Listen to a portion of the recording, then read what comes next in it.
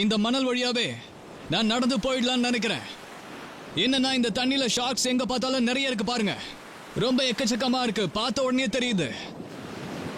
So நான் ரொம்ப ஜாக்கிரதையா கவனிச்சு போகணும். இந்த சேனல் ஷார்க்ஸோட உணவான மீன்களுக்கு ஒரு ஃபனல் மாதிரி இருக்கிறதுனால தான் ஷார்க்ஸ் எல்லாம் இங்க சுத்துது. இதை கடக்கிறதுக்கு முன்னாடி நான் சில முன்னெச்சரிக்கை நடவடிக்கைகளை எடுத்தாகணும். உள்ள இறங்குறதுக்கு முன்னாடி ஒரு கம்பு மாதிரி ஒன்னு எடுத்துக்குவோம். கமான். இந்த மிதக்கிற கட்டை எனக்கு கொஞ்சம் பாதுகாப்பை கொடுக்கும். இது எதுக்குன்னு கேட்டீங்கன்னா இந்த காத்தி இந்த நீர் சுழற்சியும் சமாளிக்கதான். ஓகே, உள்ள இறங்கலாம்.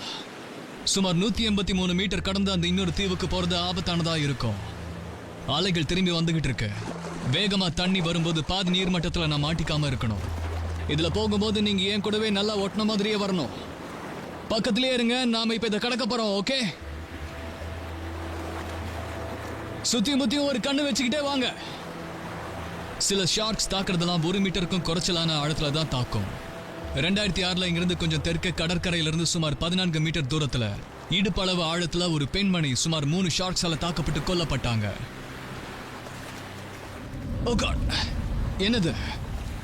ஒரு ஷார்க் என் காலு குறுக்க போச்சு. நம்ம சீக்கிரமா இங்கிருந்து வெளியே போயாகணும். எல்லா உயிர்களும் உண்டாக்குற மின்காந்த அலைகளை சுறாக்கள் உணருதுங்க. நான் நிறைய நேரம் தண்ணியில இருந்தா அது என்னை கண்டுபிடிக்கிற வாய்ப்பு அதிகமாகும்.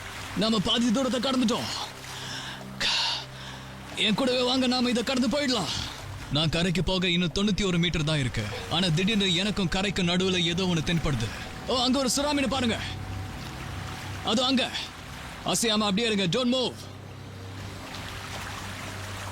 பயத்துல நீங்க தண்ணியில சலசலப்பை ஏற்படுத்தினா நீங்க பலவீனமா இருக்கீங்க, நீங்க ஒரு இறை அப்படிங்கிற விஷயம் அதுங்களுக்கு தெரிய வந்துடும். அதனால அசையாம நின்று அதுங்க பாட்டுக்கு நீந்தி போக விடுங்க. ஆனா அதுங்க இன்னும் சுத்தி இருக்கிறதால நான் இன்னும் ஆபத்துல தான் இருக்கேன். அங்க 2 ஷார்க்ஸ் இருக்கு. அசையாம அப்படியே நில்லுங்க.